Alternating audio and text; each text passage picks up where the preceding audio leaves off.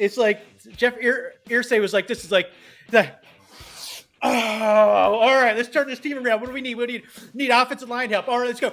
Jeff Saturday was great a couple years ago. Let's get Jeff Saturday. He's gonna be a new head coach. All right, let's do that. What else we got? We need some we need quarterback stuff. So make the quarterback guy over there run the offense. Yeah. Oh yeah.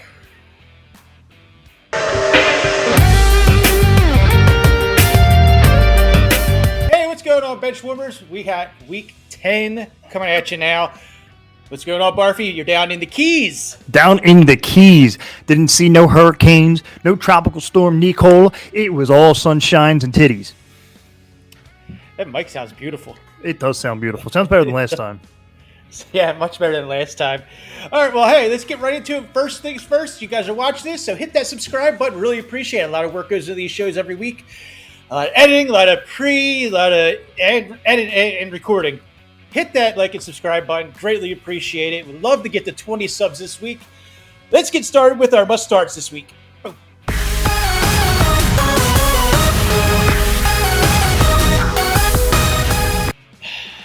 All right, Barfy, so we got your must-start.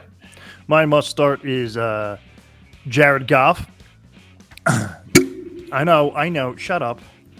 He's playing Detroit. They're playing Chicago. They have no defense. The matchups like this are far between, too far between for Goff, which is why you should try to take advantage of this. Chicago's defense is in trouble, not only without Robert Quinn, but also linebacker Roquan Smith dropping into coverage. I expect Goff he's not going to throw, not only to throw the ball well in the game, but potentially throw a good amount because the Bears offense have nothing. When the offense Bears have nothing? Yeah. Oh, no. They got that wonderful kid, Justin Fields. No, defense. Oh, defense. Because you're right. It's they don't have anything. It's just going to be offense. It's going to be an offensive game. When he's not pressured in the season, he's completed 69% of his throws for 7.78 yards per attempt, a 5.6% touchdown rate, and a 104.3 QB rating. His 3 touchdowns in his past 2 games of all came when he wasn't pressured, and he had 7.86 yards per attempt too. I like that 7.7 average with no pressures. That's good. That's above average, I think, in the league, right? I think the league average is like 7. So that's good. Yeah. Solid numbers. All right, well, I went with not total reach or anything like that. The guy you're going to probably start no matter what is Jalen Hertz. Jalen Hertz going against 19th ranked Washington on Monday night. This is just going to be... I only hope it doesn't get too out of hand where they just start handing the ball off to Miles Sanders like how they usually do. And then they just lay down the second half and then, it's whatever. Then you have garbage time for, Washington players. But so they're going to – it's no doubt you're going to start Hertz. I would not question it one bit. So enjoy that and start him with complete confidence. Who you got for running back? Who I got for running back? I'm sorry. Jamal. Go ahead. Did you have anything to say about Hertz? Yeah, well, I mean, unfortunately, again, I don't think he's been yet to be challenged too much yet, but again, he's not going to get challenged today. Monday night. Do I want the Eagles to win? Yes, I do. Do I want to see Jalen Hertz be a real quarterback? Yes, I do. And of course, if they're smoking Washington, they're not. It's going to be one of these like they did last game and put all the second stringers in, Yeah, I agree. I think as far as the Eagles go, they got to play 4 quarters and just show that they play 4 quarters. I don't care if the game is like 54-6. Just annihilate them. Show that you can play 4 quarters. Right, because they always third quarter is always like, all right. It's like when you come off your 15-minute your lunch break at work, and like it takes you 15 minutes just to get back into the swing of things. That's what it reminds me of. Back into it. I'm ready to go home. Well, yeah. That's why I don't take a lunch. If I take a lunch, that's it. I'm done. Clock me out. This is why I don't eat until I get home. This is why I'm fat, because I get home from work and then I just, So who you got for your running back? This week I got Jamal Williams. Williams had an empty stat line in Week 9 against Green Bay. Because he failed to score a touchdown or catch a pass, he did have 24 carries for 81 yards and got a 2-point conversion. I would like to see more fantasy production with that much work. He should rebound this week against the Bears, who have allowed a running back to score at least 12 points in 8 games in a row, including 7 with at least 16 points. DeAndre Swift is also worth using as a low-end starter or flex, and we'll put that out there. But Williams should continue to lead Detroit's backfield in playing time and hopefully production. He could, depending on how Chicago shows up, he could be a top 10 fantasy running back in all leagues this week. Could. I'm a Swift believer, please. I hope Swift actually does something this week. That would be fantastic. More than 2 carries would be nice, please. And a 2-point conversion. Yes, please. So I went with Travis Etienne going against KC, the 25th ranked. Who's that? Defense. Huh? Travis who? Etienne? Travis Etienne? Etienne. Etienne. And then. So I went with Travis Etienne going against 25th ranked KC, defense against running back production in fantasy football. And over the last 3 weeks, he's had no less than 109 yards rushing. He is killing it with carries, 14, 24, 28, scored in each one of those games. He's going to continue to get the bulk of the carries with no James Robinson. So it's a guy that you're definitely going to keep as your, I'd say he's at RB2 right now, but he is starting to creep into that RB1 territory. So if you happen to snag him later on in the draft, you got yourself a steal and a half. So I'm going to say Travis Etienne is a guy that you're going to start with confidence this week to have absolute another probably 15 to 20 point day. If he scores, or he hasn't been very involved in the receiving game as he was earlier on. So if he starts to get those points back, his floor climbs massively. So I would say, you're going to start Travis Etienne. No doubt you will. With all the bye weeks and the injuries that are going on, it wouldn't even think about benching him. So you're going to start him with confidence. So let's go on to your wide receiver. Wide receiver. I like this guy. I went with Sir Jerry Jeudy. I always want to call him Jared. I think I've called him Jared Jeudy since as far as I can remember. So Jeudy has at least 20% target share from Russell Wilson in each of his past 5 games, including a studly 26.9% share in Week 8 against the Jaguars. He's earning them thanks to his speed and versatility in the offense. He's been lined up in the slot, but he does get motion a lot on the wide end. Jeudy has a 15 plus points in each of his past 2 and 3 of his past 5 games. Sorry, I was fast typing last night. Titans on the season have allowed 72.9% catch rate and 12.16 yards per catch into slot receivers. Which is right about the league average. Tennessee has done a good job of limiting yards after a catch, about 3.6 yards a catch. But they've missed 7 tackles versus inside receivers this year, which is 8th most in the NFL, by the way. Jeudy has proven this year that a missed tackle against him could be big trouble. I was a big fan of Jeudy going into season. I thought his draft value was a steal. Right. But sadly, Russell Wilson is underachieved massively, so right. He hasn't really done much all year, but he does have his games. Yeah. Excuse me. It could be worse. Let's just put it that way. With all the injuries and everything that's going on. All right. Well, let's not jinx him, please, because I have him. Oh, I got to still do your chug video. Oh yeah. So I don't have underwear on, or else I would just do it right now. That game last week. So everyone that doesn't understand what's going on with the chug video or whatever, we did a bet for the game that we play, the first game we play each other. Whoever loses has to make a video, chug a beer in their skivvies, saying and praising the person that they lost to. So our game was basically I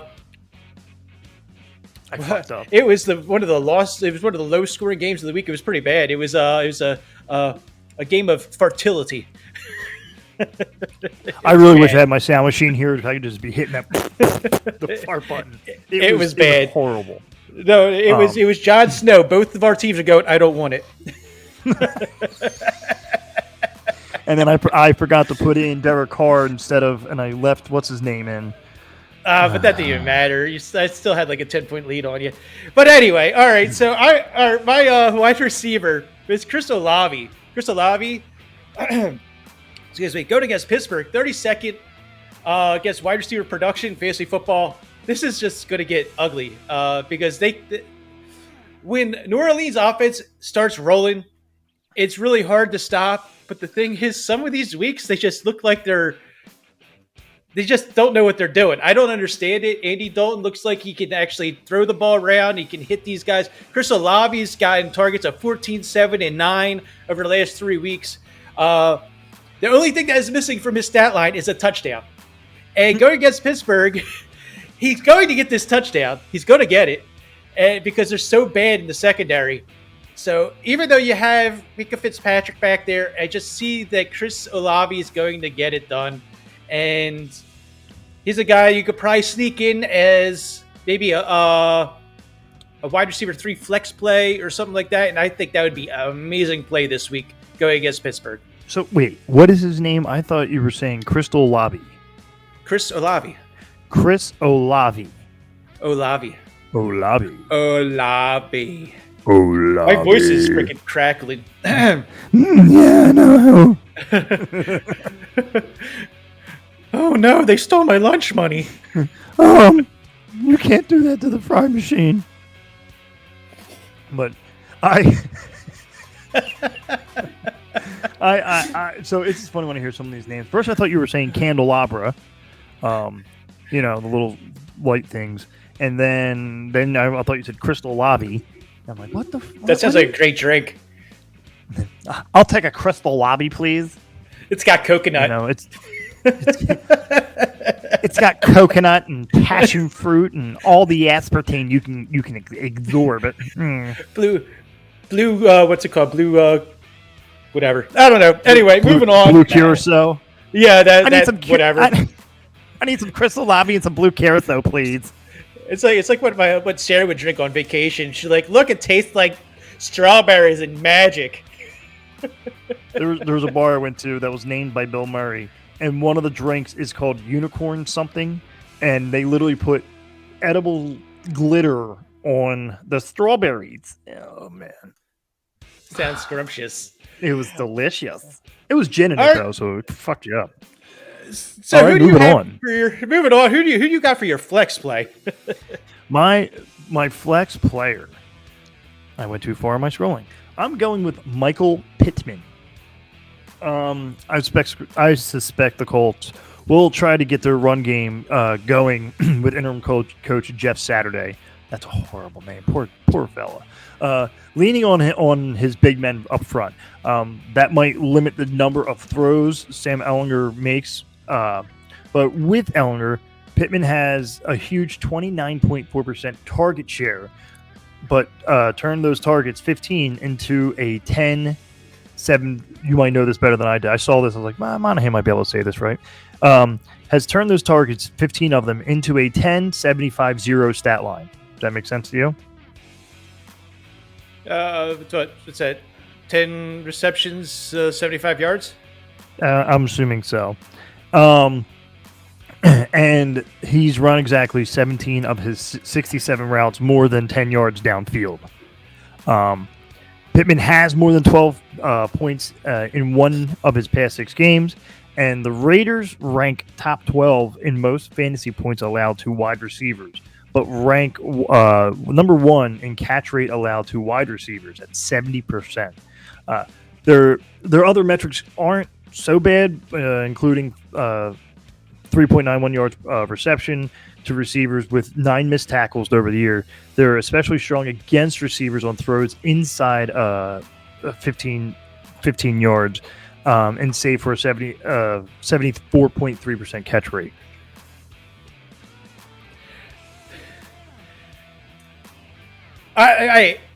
Michael Pittman's a guy that, name wise, brand wise, you're going to start. Them signing freaking Jeff Saturday to be the head coach, and now the assistant quarterback coach is going to be running the offense. Like, I'm benching him, dude. I'm sorry. I'm fucking benching Michael Pittman Jr.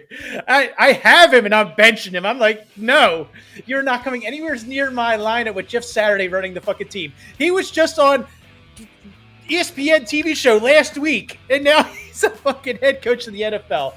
The fuck is going on? SATURDAY party SA. Dude, I don't. It's absolutely. It's just I don't know. It's like Jeff Irsay was like, this is like, oh, all right, let's turn this team around. What do we need? We need offensive line help. All right, let's go. Jeff Saturday was great a couple years ago. Let's get Jeff Saturday. He's gonna be a new head coach. All right, let's do that. What else we got? We need some. We need quarterback stuff. So make the quarterback guy over there run the offense. Yeah. Oh yeah. Are you okay? Do you need to talk about it? Do you need to lie down for a minute? I gotta go take my freaking Adderall. Jeez. Are you gonna do it just like them? Just crush it up? Yeah! College midterm, let's go! Wow!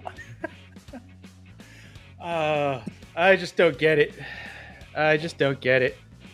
But anyway, all right. So moving with my flex, I went with Jeff Wilson. I said in the waiver video on Tuesday that he was a guy that you want to pick up, and he was a couple weeks ago after the trade for CMC. I said leave him for dead, release him. Well, he's alive again. Someone resuscitated this motherfucker, and he went off for 9 carries, 51 yards for about 14, 15 points last week. He is heavily used in the running or the receiving game with Miami. Like I kind of said that he might be used a little bit more when they did my my live Q&A last Sunday. I did say that Jeff Wilson might be probably used more along lines in the receiving games since Mostert doesn't really catch the ball out of the backfield, and he was used that way. But I didn't expect him to take such a carry share, which is more along the lines of a 50-50 split. So Jeff Wilson becomes very, very valuable. And with this Miami offense, he's going to have room to run. He's going to have room to take little bubble screens, and he looked refreshed and fast. It's just so Jeff Wilson in a flex spot is going to be killer.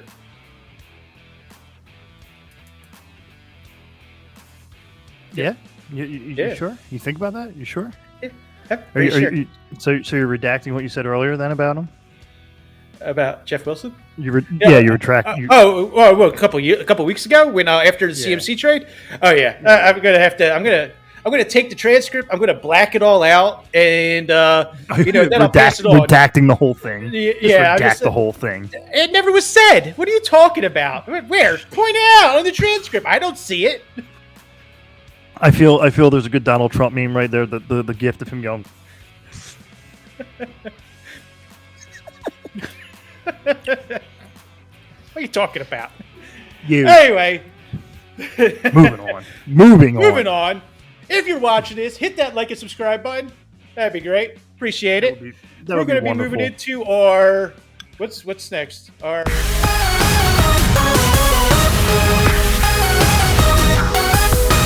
what do you got for your quarterback for Sleeper Redeemer, buddy?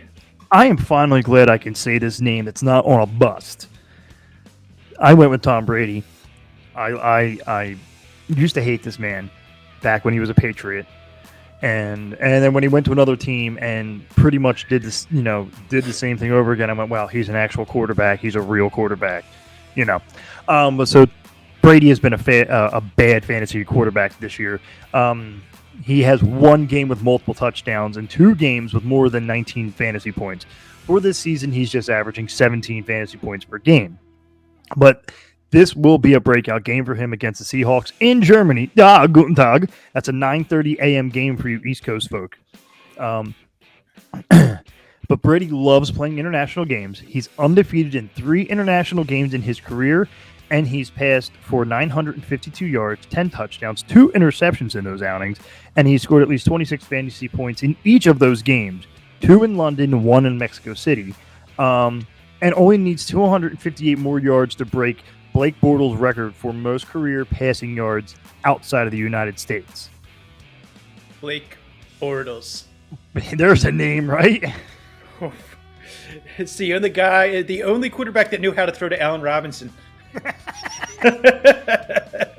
know. All right, hey, and you know what? It was funny. I was watching the game last week, Tampa Bay against the Rams, and when he got that ball back with like a minute left, I was like, "There's too much time on the clock. This motherfucker's going to go down the field and win." And what did he fucking do? Went down the field and fucking won.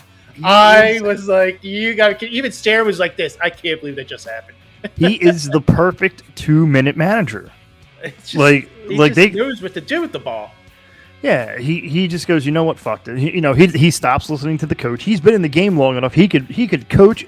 He could actually become the first player coach. Like, he's just going to call the plays. No need for a head offensive coordinator. He's going to call the plays and throw them at the same time. At this point, if he's going to stay in the NFL any longer, that's what he's got to do. He's had a bad season. I think he needs this one, especially to stick to Giselle. I think she's German, right? Well, speaking of Giselle, I'm going to give kudos to Kate Upton for her comments about Justin Verlander when the press asked her, "Are you going to ask him to retire?" She replied, "I would never tell my husband to stop doing something that he loves." Well, clearly he stopped doing wife. Well, he wouldn't do that. Anyway, I went with Case Keenum with Josh Allen. There's a name. I know. And with Josh Allen being a non-participant on Thursday's practice, and probably the same thing for today. I have not gotten word yet on that. Wait for that coming across. But no update. With Josh Allen being out, Case Keenum steps in. He steps into a high-powered offense. Case Keenum is one of those guys that you could say he could be a starter in this league, but is better fit for a backup position, which is great. So he goes against Minnesota, who's so-so, 23rd against quarterback production. He still has the same wide receivers, still has the same running backs. He's still going to be able to produce, maybe not, throwing bombs like Josh Allen does, but he's going to be very, very precise with his passes. He's going to be able to complete probably over 70% of his passes, and he's going to get his points. I say he's going to easily go over 20 points against Minnesota. And this is a Minnesota team that said he wasn't good enough to stick as a starter, and he does have Stephon Diggs back. So Minnesota miracle all over again. Stephon Diggs deep. Boop. There you go. I mean, plus Buffalo's got a great offense. I mean, as long as the offensive line does their job and protect him like they protected Josh Allen, doesn't matter who's in the back. I mean, yes, you need a good quarterback, but a quarterback's only as good as his offensive line. So I agree with this. Yeah, it's funny. I had my buddy Brian. He was like, he's playing me this week, and he's had the worst luck this season. I know he lost to me. My team is garbage. Oh, no. This is my other league, Brian Monroe. So he's had absolute injuries left and right. His quarterback, it's a 2-quarterback league. So he's got absolutely no second quarterback. So he had to start P.J. Walker. And he's like, and he heard about the bad weather. He's like, oh, there's only Davis Mills left. And I was like, oh, that sucks. And I'm keeping to myself like, Josh Allen's not practicing. Like, he could start Case Keenum and probably have a really good game out of him. I'm going to keep quiet on this one. But so he started PJ Walker, got a whopping 5 points out of him. Ouch. So anyway, moving on to your running back. To my running back. So I'm going with David Montgomery. Montgomery useful as a number 2 running back in all leagues. The Lions are number 2 in most rushing touchdowns allowed to running backs, with 11 and 8 running backs have at least scored 12 points against Detroit. There have also been 4 sets of tandems to score at least 11 points against the Lions, including the Eagles with Miles Sanders and Kenny Gainwell, J.D. McKissick, Antonio Gibson, Dalvin Cook, and Alexander Madison. The list goes on. Montgomery has at least 15 total touches in 5 games in a row and has 2 games over that span with at least 12 points. He has scored at least 15 points in 3 of his past 5 outings against the Lions. And I mean, it would be good to see a good game. I told you Detroit and Chicago is going to be a nail biter of a game. It's pretty much going to be an offensive game. There's going to be no defense involved. You might as well just, all right, you didn't get yours. All right, just have them play each other at this point. Offense against offense. Let's go. Pretty much. Like a backyard football game. No one's play defense, but everyone's go deep. Right. It's just you're playing with your drunken uncle. Go along there, Brian. Way to go, sport. Turkey's ready. All right. I went with Antonio Gibson.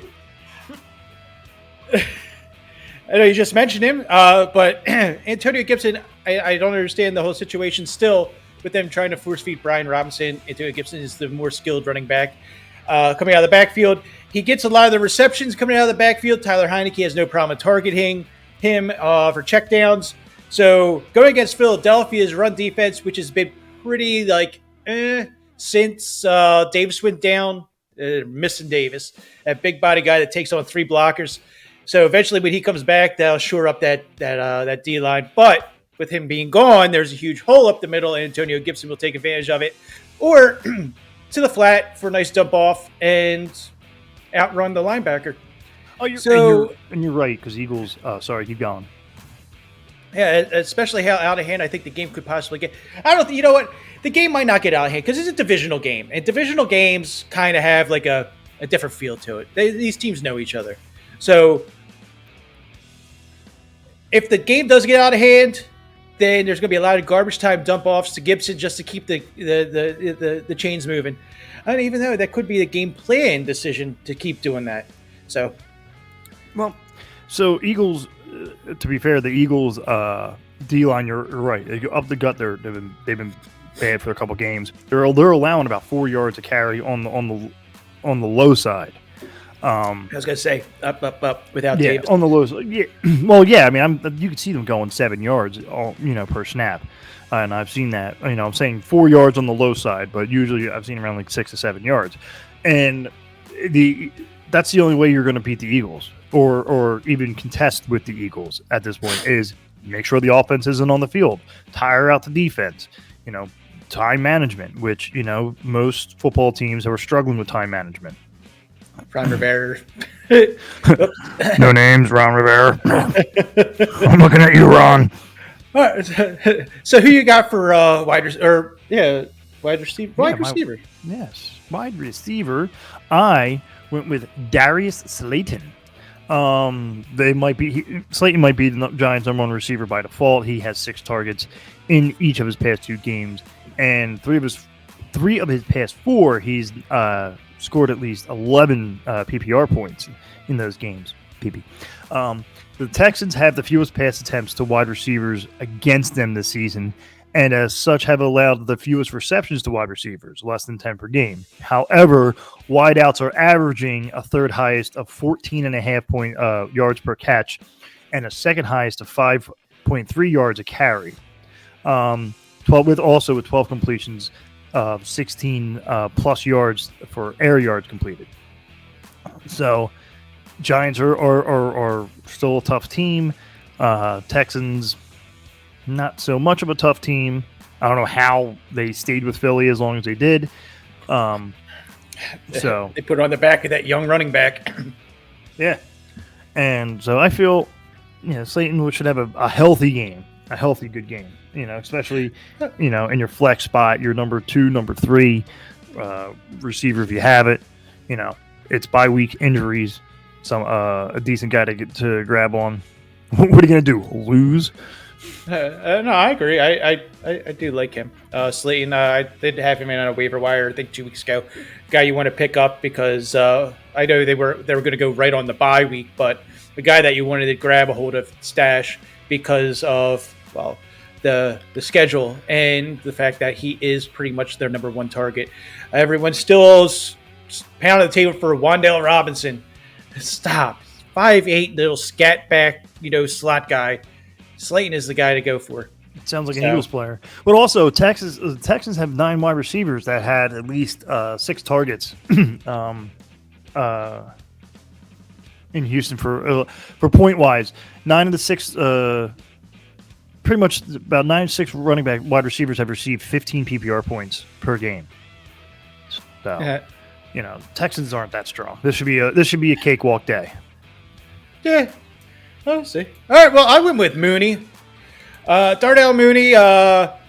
Justin Fields seems to be getting his act together. I know he's using a lot more of his legs than anything, but I think that going against Detroit's very poorish defense should be a game for Mooney. Jefferson has been targeting him with 8 targets last week, 5 the previous week, 6 and 12. So the guy is getting the target share that he needs. You have like a bunch of other wide receivers. You have Claypool, you have Keneal Harris, you have a couple other guys there in the mix, St. Brown. So they have they have Mooney who's is pretty good, but I think he's a wide receiver 2-ish. And then you have the rest. Claypool is supposed to be that guy that steps into that wide receiver 1 position to open everything up. That's yet to be seen. So, but it's still early. He still needs to learn the playbook. So, but Mooney is definitely getting that large target share for Fields. Fields trusts him and will continue to feed him the ball. Go against a very, very poor defense. So, definitely play Mooney this week in your flex. I like it. I dig it. I'm nosing a lot of Chicago, Detroit picks this week. Well, yeah, I think anyone that plays, it's like anytime you pick on those really poor defenses, you have Atlanta, you have Chicago, you have Miami's got a pretty bad secondary. Detroit, any of these teams are usually going to be brought up week after week. Players that are going against them are the ones that you want to be playing, and you continue down the list like the Chargers. Their secondary is absolutely nuked now. So these teams, we're going to pick on these teams. We can't pick on the Jets anymore. No, they look legit. They're starting to look like they're a real football team. Yay! Yay! Yeah!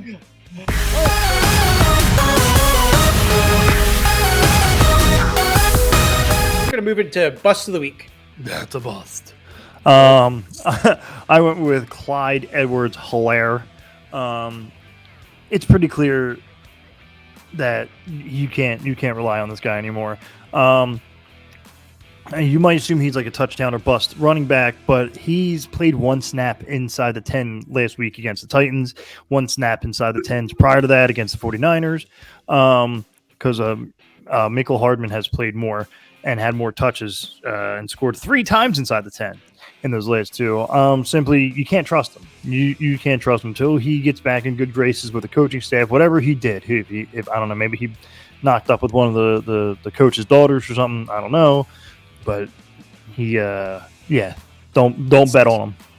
Yeah, it's everyone in that backfield. Even Pacheco is worthless. Yeah, what's going on? What's going on, Casey? What are you doing, Casey? Andy, knock it off. This is what Andy does to running backs. You have to remember, Westbrook wasn't a guy that was going to run the ball 20, 25 times a game. He was a guy who's going to catch probably 10 passes, though. So something's going on with this backfield. It's just not working. It's not clicking. So, yeah, they're using guys like Mecole Hardman, get him in space. So I went with it's going to probably piss a lot of people off, but as usual, usually pretty close to being accurate with these. Kenneth Walker's going to have a down week. Going against Tampa Bay in Germany. I think those legs are going to be jet lagged. And going against the 4th best run defense against running back production fantasy football it's just not going to work this week. I think they're going to have to rely on Geno Smith airing out to the wide receivers, and they're going to have Kenneth Walker tied up for the majority of the game. I'm not saying that he's going to have an absolute pooper of a game. I'm saying that he's not going to have an amazing game. You might be lucky to get a low double-digit game, 10 to 12 points maybe.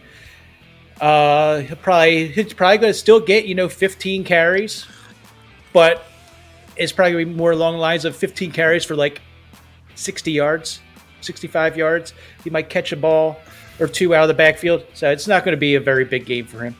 But of course, you're going to want to start him no matter what. But I would say the expectations need to be brought down a bit.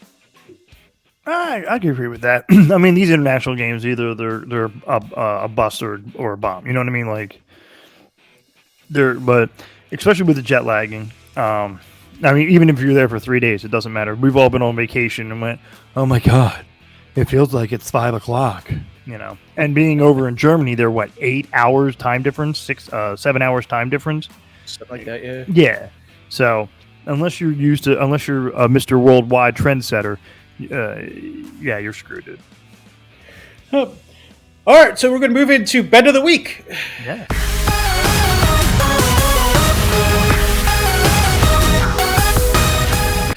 So, who do you got for your bet of the week, buddy? My bet of the week, I went with, what a shock.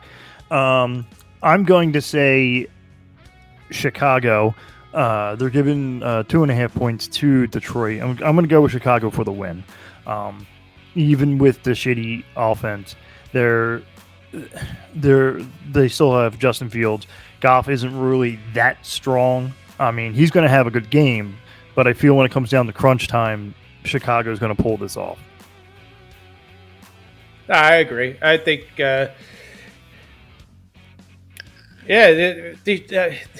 as much as everyone loves Campbell and everything like that, eventually it's got to be like, all right, he just can't scheme correctly or something like that, or maybe it's time for Aaron Glenn to get fired on defense or something like that because I don't know. You have decent players on that defense that should be able to do it, so they're not scheming correctly.